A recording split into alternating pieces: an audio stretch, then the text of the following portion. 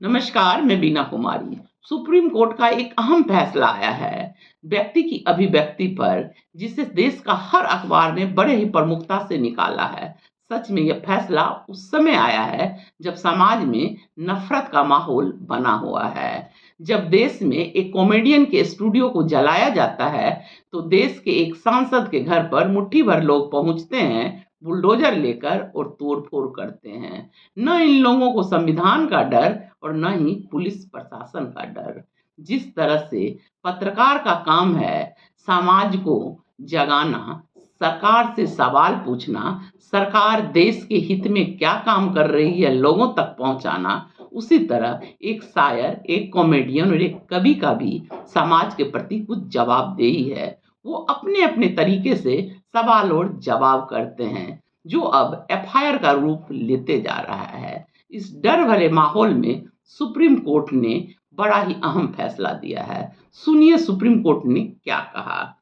Supreme court ने कहा है 75 साल का लोकतंत्र इतना कमजोर नहीं कि कविता कॉमेडी से दुश्मनी फैले। सुप्रीम कोर्ट ने अभिव्यक्ति की आजादी को लोकतंत्र का अहम अंग बताते हुए कांग्रेस के सांसद इमरान प्रतापगढ़ी के खिलाफ गुजरात में दर्ज एफआईआर रद्द कर दी। कोर्ट ने कहा, भले बड़ी संख्या में लोग किसी के विचार को नापसंद करते हों, पर उनके विचार व्यक्त करने का अधिकार का सम्मान एवं संरक्षण होना चाहिए। जस्टिस अभय एस ओके और जस्टिस उज्जवल भुइयां की पीठ ने कहा, 75 वर्ष पुराना लोकतंत्र इतना कमजोर नहीं कि किसी कविता या कॉमेडी से समाज में शत्रुता या घृणा फैले। यह कहना किसी कला या स्टैंड अप कॉमेडी से नफरत फैल सकती है, अभिव्यक्ति की स्वतंत्रता को कुचल देगा। कोर्ट ने कहा, 75 साल बाद भी पुलिस संविधान के दिए मूलभूत अधिकारों को नहीं समझती, उनकी परवाह नहीं करती।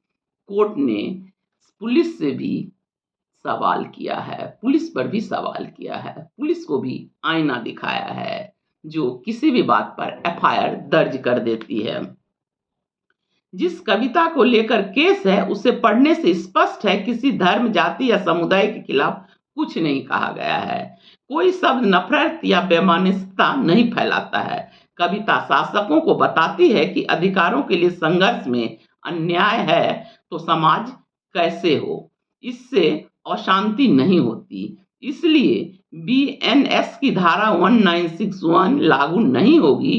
कोर्ट ने कहा, अन्य धाराएं भी अप्रासंगिक है। सुप्रीम कोर्ट आगे कहती है, विचार का जवाब विचार से दें। पीठ ने कहा, कलाकार साहित्यकार का अधिकार इस आधार पर खत्म नहीं कर सकते कि उनकी अभिव्यक्ति कितनी लोकप्रिय है। लोकतंत्र में विचारों का मुकाबला विचारों से होना चाहिए। दूसरा, लिखित मौखिक शब्दों के प्रभाव का आंकलन दृढ़ और साहसी व्यक्ति के मानक पर होना चाहिए, कमजोर मानसिकता वाले लोगों पर नहीं। तीसरा, कभी कभी जज शब्दों से सहमत नहीं होते, पर उन्हें अभिव्यक्ति की आजादी की रक्षा करनी चाहिए। यह स्वस्थ लोकतंत्र का हिस्सा है, इसे संकीर्ण मानसिकता में प्रभावित नहीं कर सकते। सच, यह एक धर्मनिरपेक्ष देश है जहां कई धर्मों के लोग मिलजुल कर रहते हैं। इसमें इस तरह की नफरत की बात नहीं होनी चाहिए। नमस्कार, धन्यवाद।